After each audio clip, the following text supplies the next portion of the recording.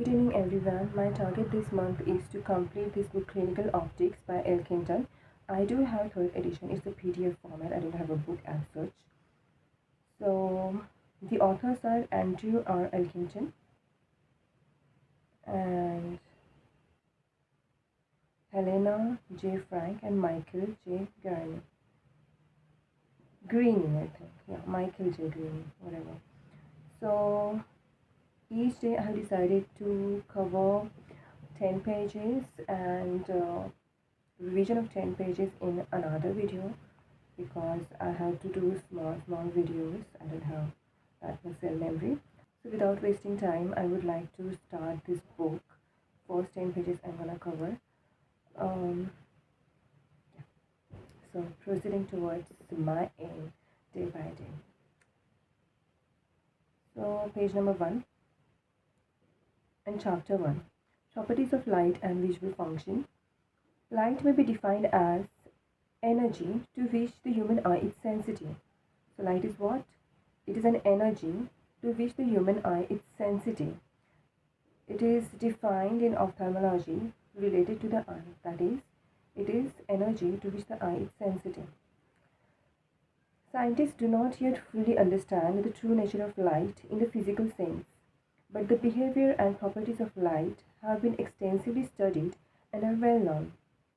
This book aims to describe, with the aid of diagrams, those aspects of optics which are relevant to the practicing ophthalmologist.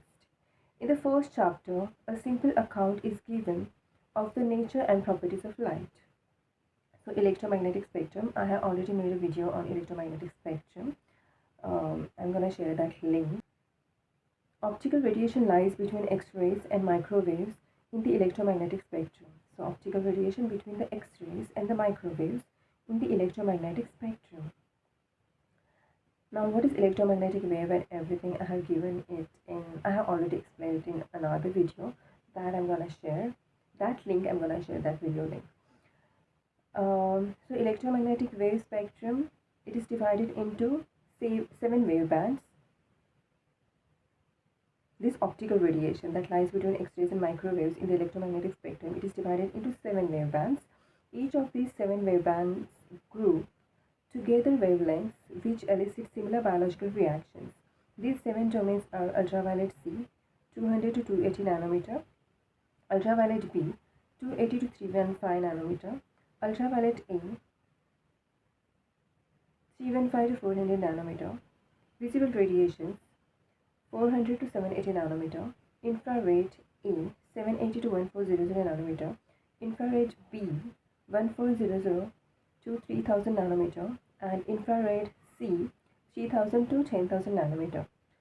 As with all electromagnetic radiation, the shorter the wavelength, the greater the energy of the individual quanta or photons of optical radiation. So what are these 7 wavebands in the optical radiation? Starting from the lower, I'll go for starting from the higher wavelength, starting from the higher wavelength to the lower wavelength, that is lower energy to the higher energy, from the infrared side to the ultraviolet side.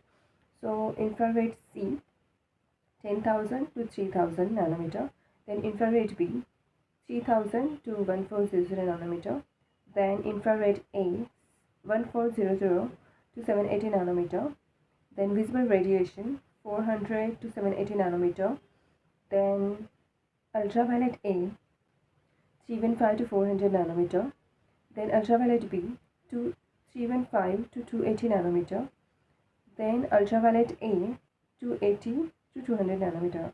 You just remember these numbers, 10,000, then 3,000, then 1400, then 780, then 400, then 315, 280 and 200. Once again, just remember these numbers so you will remember the range. So first is 10,000, then 3,000, then 1400, then 780, then 400, then 315, then 280, then 200 nanometer. And you just go from infrared C to the ultraviolet A. Infrared C to the ultraviolet C, infrared C, B, A, visible radiation, ultraviolet ultraviolet A, B, C. So C, infrared C, B, A, then visible radiation, then ultraviolet A, B, and C. So BC, ultraviolet BC means shorter wavelengths, and infrared BC means longer wavelengths. That you remember this way.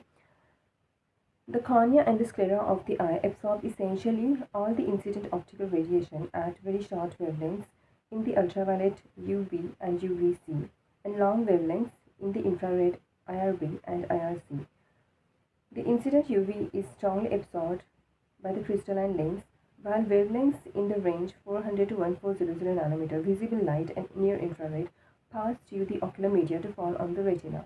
The visible wavelengths stimulate the retinal photoreceptors, giving the sensation of light, while the near infrared may give rise to thermal effects because the refractive surfaces of the eye focus the incident infrared radiation on the retina. It can cause retinal damage, for example, eclipse burns. I have made a handmade diagram in which you will understand these 7 wave bands more and their clinical significance. Color vision. The visible wavelengths of the electromagnetic spectrum are between 400 and 780 nanometer. The color of any object is determined by the wavelength emitted or reflected from the surface, while light is mixture of wavelength of the visible spectrum. Color is perceived by 3 population of cone photoreceptors in the retina, which are sensitive to light of short blue, middle green, or long red wavelength. So there are 3 kinds of the photoreceptors for short wavelength of light, that is blue, then medium wavelength of light, that is green, and longer wavelength of light, that is red. So 3 kinds of the photoreceptors are the cones for the color perception. These are what? First blue, then green, then red. That is from the shorter to the longer wavelength. Short blue, then middle green, and long red. A congenital color vision defect occurs if a cone pigment is absent or if there is a shift in its spectral sensitivity. Hence, deuteranopia, protanopia, and tritanopia indicate absence of green, red, and blue cone function, and deuteranomaly, protanomaly, and tritanomaly indicate a shift in the corresponding cone sensitivity. The X chromosome carries gene encoding for red and green pigment, whereas chromosome 7 carries the blue pigment gene. Of men, 8% and of women, 0.5% have a defect of red-green system. The commonest is deuteranomaly, which occurs in 5% of men and 0.3% of women. Triton defects are rare. So what they are saying? So there are 2 terms, anopia and anomaly. So just remember D for green, P for red, and T for blue. D for green, then P for red, and T for blue. So deuteranopia, anopia means absence of that cone. So deuteranopia, D for green. So green absence, green cone absence is deuteranopia. Protanopia means the person is not able to see the green color, that is deuteranopia. Then protanopia is red cone absence, protanopia, P for red. Then tritanopia, anopia means absence, and T for blue, blue cone absence, tritanopia, absence of green, red, and blue cone functions. Deuteranopia, protanopia, and tritanopia. Absence of the function. Just focus on these words. Absence on the function. Then anomaly. Anomaly means weakness or abnormal spectral sensitivity. Anomaly here, there is a weakness, means they are stimulated, they can perceive, but there is a weakness. Decreased function, you can say. That is, for that they have used anomaly word, and for absence word they have used anopia. So deuteranomaly means green decreased sensitivity. Protanomaly means red decreased in sensitivity to the red color. Then tritanomaly means decrease in the sensitivity to blue color. D for green, P for red, T for blue. Anomaly means decrease in the function. decreased spectral sensitivity. So X chromosome, it carries genes encoding for red and green pigment. So hereditary congenital effects will be red-green defects. Their effect on the color vision is manifested as red-green defects. Then 7 carries the blue pigment gene. So which chromosomes are there? X chromosome, red-green, and 7th chromosome, blue gene. X chromosome, Q arm, that is long arm. Of men, 8% and of women, 0.5% have a defect of the red-green system, obviously more in males because of lack of one X chromosome. The commonest is deuteranomaly, which occurs in 5% of men and 0.3% of the women. Triton defects are rare. So Triton defects are rare, and common anomaly is deuteranomaly, that is green defect. It occurs in 5% of the men and 0.3% of the women. Congenital color defects characteristically affect particular part of the color spectrum. Acquired color defects occur throughout the spectrum but may be more pronounced in some regions. For example, acquired optic nerve disease tends to cause red-green defects. An exception occurs in glaucoma and in autosomal dominant optic neuropathy, which initially cause a predominant blue-yellow deficit. It has recently been found that visual field loss in glaucoma is detected earlier if perimetry is performed using a blue light stimulus on a yellow background. Acquired retinal disease tends to cause blue-yellow defects. Acquired retinal disease tends to cause blue-yellow defects except in cone dystrophy and Stargardt disease, which cause predominantly red-green defects. So congenital color defects and acquired color defects. In congenital color defects, I'm gonna make another video on color vision defects, difference between congenital and acquired color vision defects, and the testing in a more elaborate way in another video. Let me finish first this first 10 pages, then I'll come to the color vision part later on in another separate video. So congenital color defects, these are predominantly in the particular part of the color spectrum, that is red-green, especially X chromosome. And acquired color defects, they occur throughout the color spectrum, means all colors are affected, decreased sensitivity to all colors, but predominantly, mostly, it is more pronounced in a specific region, for example, blue or red-green, like that. So congenital color defects is especially it's mainly a red-green defect, and then acquired color vision defects. Acquired color vision defects, for example, acquired optic nerve disease. In acquired optic nerve disease, what happens? There is a red-green defect, but there are exceptions. For example, in glaucoma and autosomal dominant optic atrophy, in which blue-yellow deficit is there. We can remember that thing because in glaucoma we use the blue stimulus against the yellow background to detect the glaucoma early. And then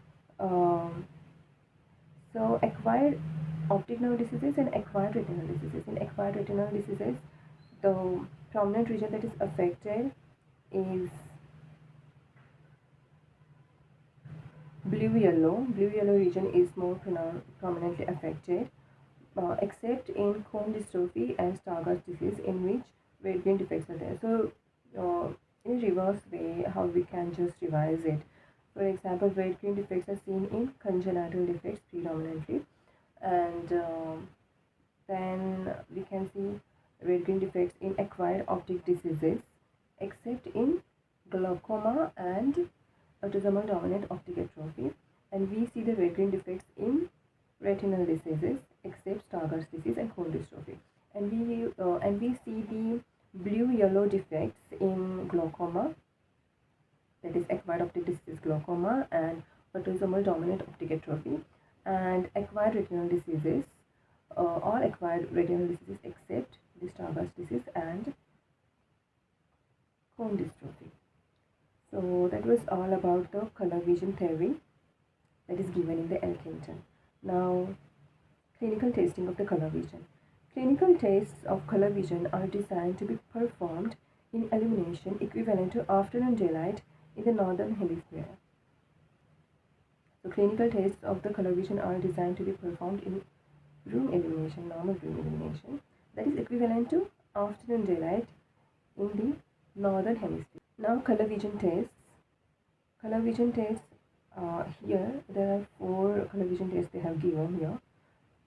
Farnsworth-Munsell test, FMU100 test, then D15 test, Ishihara test, and Lanthony new color test. Lanthony new color test, it is used in children. Once again, Elkington here in this first chapter gives 4 color vision tests, explains 4 color vision tests in short.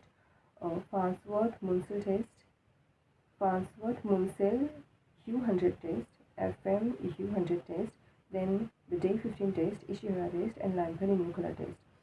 So first, FM U100 test, Farnsworth-Munsell U100 test. It's the most comprehensive method. It comprises 84 colored discs, numbered in sequence on the undersurface and subdivided into 4 groups of 21.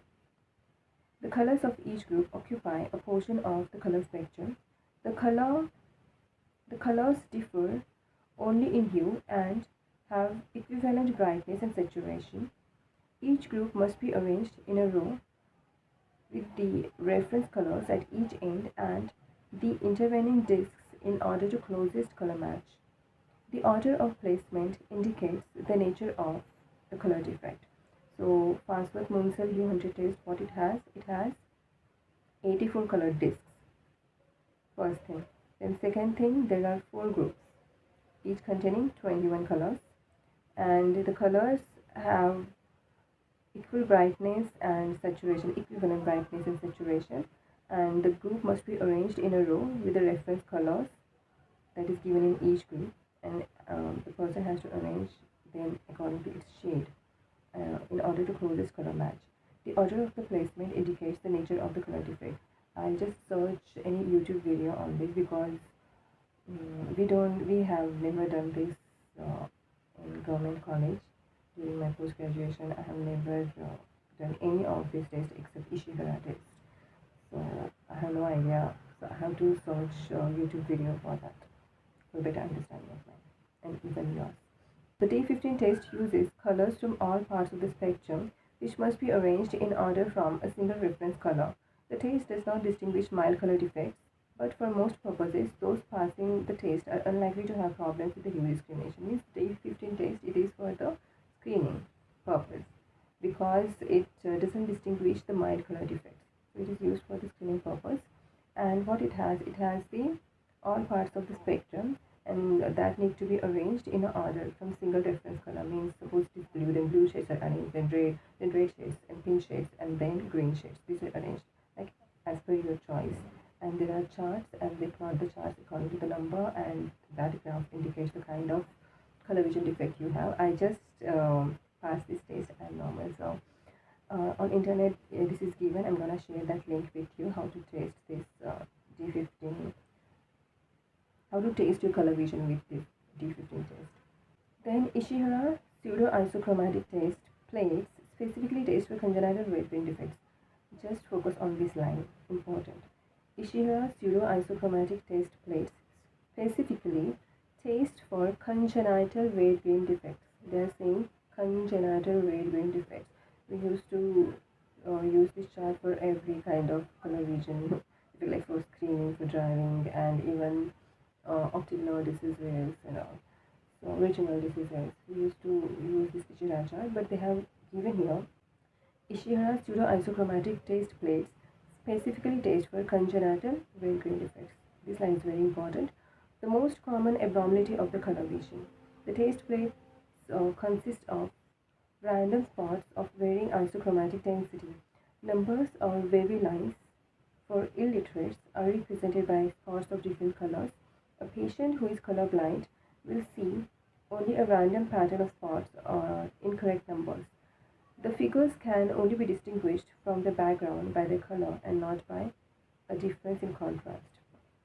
So there are random different colored dots, and you will see a particular line, wavy line, or a number that you are supposed to trace or utter that number, say that number to the examiner. So depending upon what you see, the person gonna interpret, the doctor gonna interpret, or the optometrist gonna interpret whether you are normal or not, and what kind of color vision defect you have. So that was Ishihara pseudoisochromatic test. I'm gonna talk about it in detail later on in another video. I'm gonna make another video for color vision testing. The Lanthony new color test tests hue discrimination and can be used by children. Now this Lanthony new color test, what is it? That also I'm gonna share in another video. So which color vision tests we saw in Elkington here in this first chapter? Farnsworth Munsell 100 hue test, FM hue 100 test, then the day 15 test, then Ishihara test, Ishihara pseudo-isochromatic test, and the Lanthony new color test. Lanthony new color test, it is used in children. Ultraviolet light. The retinal photoreceptors are also sensitive to wavelength between 400 nanometer and 350 nanometer in the near ultraviolet range, that is UVA. Like it is sensitive to infrared waves falling the range of 1400 nanometer to 400 nanometer. 1400 to 700, that is the near infrared, that is infrared CVA. Yeah. Okay. So the retinal photoreceptors are also sensitive to wavelength between 400 nanometer and 350 nanometer in the near ultraviolet A. In the same way, it is sensitive to near ultraviolet A, that is 350 nanometer and 400 nanometer. So here it is 1400 nanometer, yeah, 780 to 1400 nanometer to 780, and here it is 400 to 350 nanometer, UV and ultraviolet.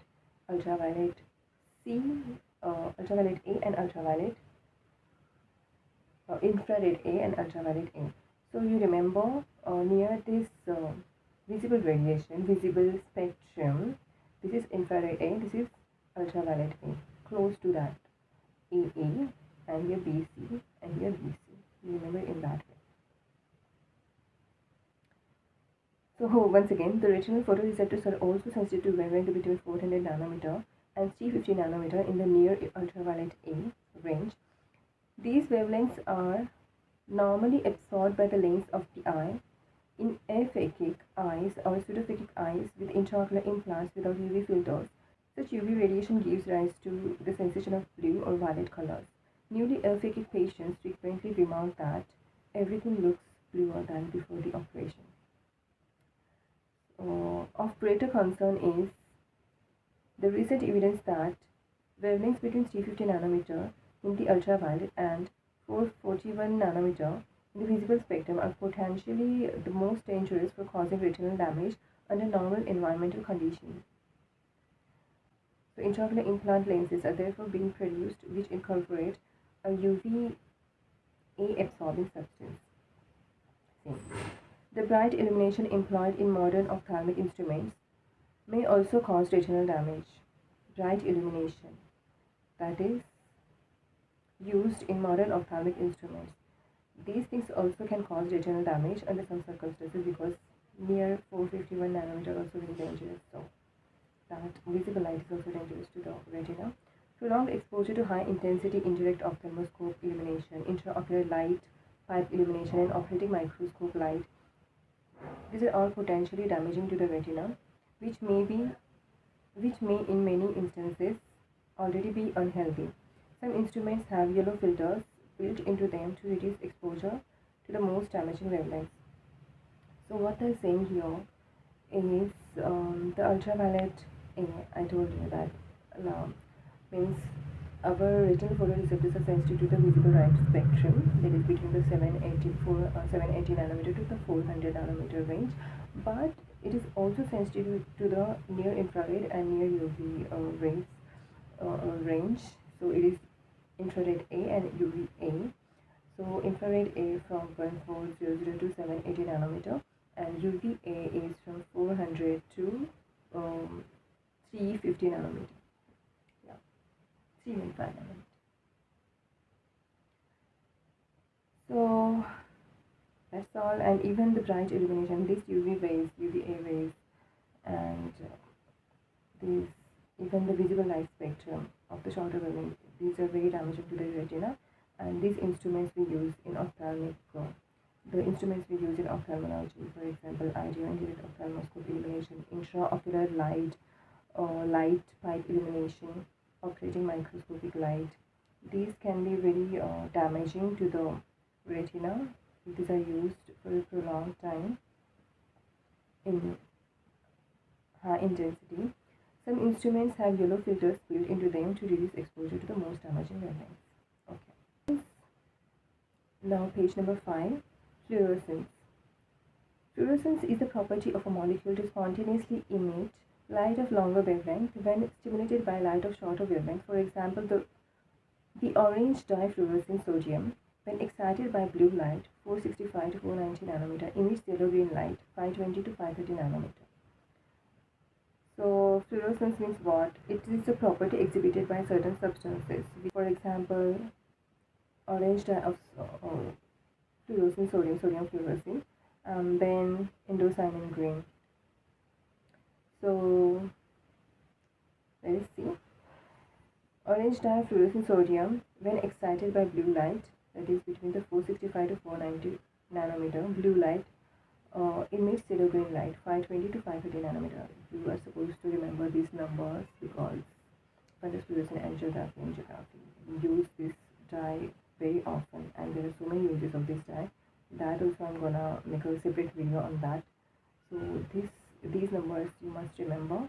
So it is excited by blue light and it emits the yellow-green light. So the range is 465 to 490 nanometer. It absorbs 465 to 490 nanometer and it emits what? 520 to 530 nanometer. Light absorbed 465 to 490. Light emitted is 520, 530. Blue and yellow-green. Fluorescent angiography allows the state of retinal and choroidal circulation to be studied by photographing the passage of fluorescence to the vasculature after it has been administered systemically. While the light from the flash unit of fluorescent camera passes through a blue excitation filter to illuminate the fundus with blue light, the wavelengths transmitted by the excitation filter approximate to the absorption spectrum of fluorescence. Most of the light is absorbed, some is reflected unchanged, and some is changed to yellow-green light by fluorescence. The blue reflected light and yellow-green fluorescent light leaving the eye are separated by yellow-green barrier filter in the camera. This blocks blue light and exposes the camera film only to yellow-green light from the fluorescent, thereby eliminating vascular structure and leakage of the dye. The phenomenon of pseudofluorescence occurs if there is an overlap in the spectral transmission of the excitation and barrier filters. This allows reflected wavelength at the green end of blue to pass through the barrier filter and appear as fluorescence. Other important applications of fluorescence include the staining of ocular surface defects, anterior segment angiography, the measurement of aqueous humor production and outflow, and in light microscopy, the localization of tissue constituents using fluorescence bound to specific immunoglobulin, and even aqueous humor leak. So you should know the fluorescence, this property of the fluorescence exhibited by certain substances like indocyanine green and sodium, orange dye of sodium fluorescent. So they have this fluorescent property and that is used in ophthalmology, and this phenomenon is very important to understand that certain fluorescent substances, they absorb the light of shorter wavelength and emit the light of the longer wavelength. And here it is a sodium fluorescent, that is orange dye of the sodium fluorescent, and it absorbs the blue light and gives out the yellow-green light. Which blue light it absorbs, that is falling in the range of 465 to 490 nanometer, and gives out the light, it emits the light yellow-green that is falling in between the 520 to 530 nanometer wavelength. So they have described the fundus fluorescent angiography, how it works, that machine. There is a blue excitation filter. It allows only blue rays to fall on the retina, and after administration of fluorescent dye, it enters the vasculature of the retina and then it stimulates, then the fluorescent phenomenon happens, and it gives out those image. Then this dye emits yellow-green wavelengths, and also other parts are also there. So it's like a mixed spectrum along with the yellow-green light. Other wavelengths are also there, and these are filtered by green barrier filter. So in that way, we can see the vasculature properly. So that is the that is the basis of fluorescence, fundus fluorescent angiography, and they are saying that pseudofluorescence occurs when this green barrier filter, it is what happens, it doesn't work properly, and this allows reflective wavelengths at the green end of blue to pass through the barrier filter and appear as fluorescence. This allows reflected wavelength at the green end of blue. So these blue excitation filter and green barrier filter, if they overlap, then we don't get a proper true fluorescence. What kind of fluorescence we get is called as pseudofluorescence. Then what are the uses of this fluorescence phenomenon? In ophthalmology is first sodium fluorescence you see. What are the uses? Fundus fluorescent angiography. Then anti-segment angiography is there. Then ocular surface defects, corneal defects. Then anterior chamber aqueous humor leak. Then obviously we see that intraocular patient electrometry. Then the measurement of aqueous production and outflow. And in light microscopy, the localization of the tissue constituents using fluorescent bound to the specific immunoglobulin. These are some uses of fluorescent sodium given in the Elkington on this page, and whatever I'm remembering, I have added some here. So another fluorescent substance that is used in ophthalmology is indocyanine green. So indocyanine green ICG dye is a fluorescent substance which absorbs 805 nanometer and emits, that is shorter wavelength, and longer wavelength 835 nanometer infrared radiation. So it's infrared range only. So indocyanine green, it absorbs the infrared, emits the infrared, but the wavelength number is different. Obviously absorbing the wavelength of the shock, absorbing the light of smaller wavelength, that is 805 nanometer, and gives out the 835 nanometer. The retinal pigment epithelium does not absorb these wavelengths. The retinal pigment epithelium doesn't absorb these wavelengths, and it is therefore possible to observe the fluorescence of the choroidal circulation after ICG is administered intravenously. Only 4% of 805 nanometer radiation absorbed by ICG is emitted at 835 nanometer compared with the total fluorescence of fluorescein. ICG angiography is not yet in general clinical use, but it has been shown to delineate occult choroidal neovascularization not visible with fluorescein. ICG has also used to photosensitize vascular lesions to diode laser photocoagulation. So ICG uses indocyanine green, again another fluorescent substance. It absorbs the infrared light, gives the infrared light, 805 nanometer absorbed, and longer wavelength 835 nanometer is emitted. So indocyanine green is used in indocyanine green angiography, and then also it is used for diode laser photocoagulation for the treatment of some vascular lesions, photosensitive vascular lesions, as a photosensitizing agent. Diode laser photocoagulation. The two uses of indocyanine green. First is indocyanine green angiography and diode laser photocoagulation. Yeah. So we use that photosensitizing substance. I forgot that kind. Okay, but I'll just see that. Indocyanine green and diode laser photocoagulation I'll explain in another video. Some short videos I'm gonna make, whatever, because in the revision part I'm gonna make another small videos under the playlist of Optics Elkington's revision.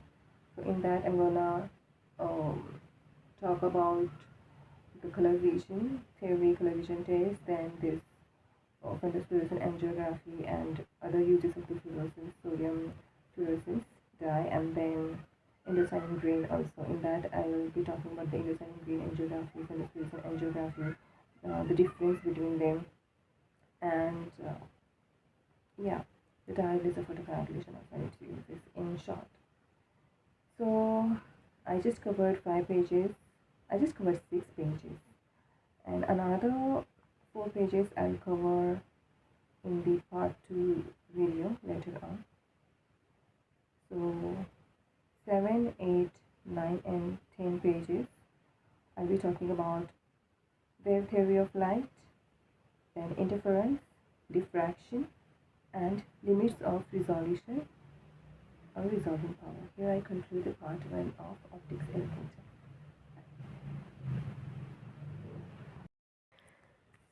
So this is my handwritten and handmade diagram and chart to explain the optical radiation, the 7 wavebands of optical radiation lying between the microwaves and X-rays. Electromagnetic wave spectrum, it ranges from the radio waves to cosmic rays, X-rays, gamma rays and all. So here you will see these radio waves, then microwaves, and then this is the optical radiation between the microwaves and X-rays, and after that there is what X-rays, gamma rays and cosmic rays. Microwaves, here there are radio waves. So these are the 7 wave bands. This is the visible radiation. On the left hand side you will see this is the infrared region. On the right hand side you will see the ultraviolet range. On the right hand side, on the left hand side you will see the longer wavelengths, and on the left hand side you will see the shorter wavelength. Shorter wavelength means higher energy. So you will see the optical radiation lying between the microwaves and X-rays, that is infrared C, B, A, then visible radiation, then ultraviolet A, B and C. So how to remember where the A lies? Visible radiation, adjacent to the visible radiations lie in infrared A and ultraviolet A region. So AA, then BC, then BC, like that you remember. So infrared C, you remember these numbers: 10,000, 3,000, 1400, 780, 400, 315, 280 and 200. So you can remember the range of these 7 wave bands. So infrared C, 3,000 to 10,000, you can say 10,000 to 3,000. Then infrared B, 3,000 to 1400 nanometer. Infrared A, 1400 to 280 nanometer, 780 nanometer, 1400 nanometer to 780 nanometer. Visible radiation falling between the 780 nanometer to 400 nanometer. Then ultraviolet A falling between the 400 to 315 nanometer. Then ultraviolet B between the 315 to 280 nanometer, and ultraviolet C between 280 to 200 nanometer. So you remember all these things. And what is the significance? Why we should remember all these things? So infrared C and infrared B, these are absorbed by the cornea and the sclera. These are the longer wavelengths. Also the cornea and sclera, they absorb the shorter wavelengths. These are ultraviolet B and ultraviolet C. These are absorbed by the cornea and the sclera. Which are these? 3,000 to 10,000, 1400 to 3000 nanometer, infrared C and infrared B respectively. And these are the longer wavelengths, and shorter wavelengths, ultraviolet B and ultraviolet C between 280 to 315, that is UVB, and 200 to 280 nanometer, UVC. These are absorbed by the cornea and the lens, and this region, these rays, ultraviolet A rays falling between 400 to 315 nanometer, these are absorbed by the crystalline or natural crystalline lens. And what is the clinical significance of this is, when the natural lens is taken out and we implant the intraocular lens that doesn't have the UV filters, or if the patient is left aphakic, then the patient complains that the patient is seeing everything bluer than before the surgery. So it is because these ultraviolet A rays, these blue rays, are falling on the retina, stimulating the retinal photoreceptor, and that's why, which doesn't occur normally because of this crystalline lens. It absorbs these kind of wavelengths, so we don't see that kind of blueness which these aphakics and pseudophakics without with IOL without UV filters, they see everything bluer than before.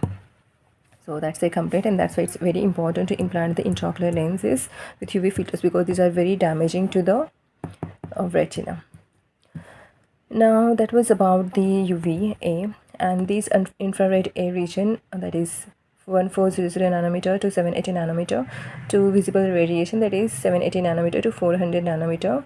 These, they pass through the ocular media, fall onto the retina, stimulate the photoreceptors, and they give the sensation of the light. These visible radiations and these infrared A, they fall onto the retina and they have the thermal effect. They can damage on the retina if their intensity is high, and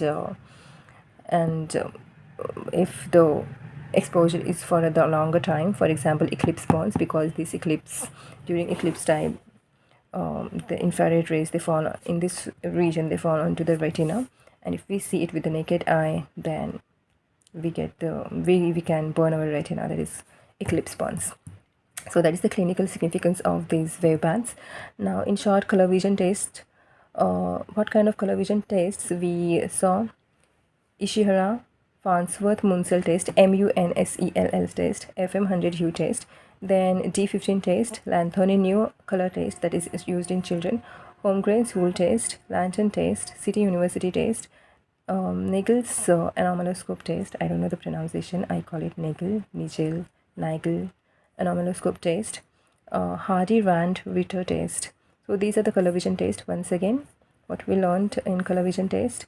Actually, we learned only 4. That is Ishihara, Farnsworth, Munsell, FM100 hue test, D15, and Lanthony new test. In first chapter of Elkington's, I have added these few tests. I have added these other tests here: Holmgren's wool test, lantern test, City University test, Nagel's anomaloscope test, and Hardy Rand Ritter test. So enough for today. So hope you have understood this. Thank you so much for listening to me patiently. Bye.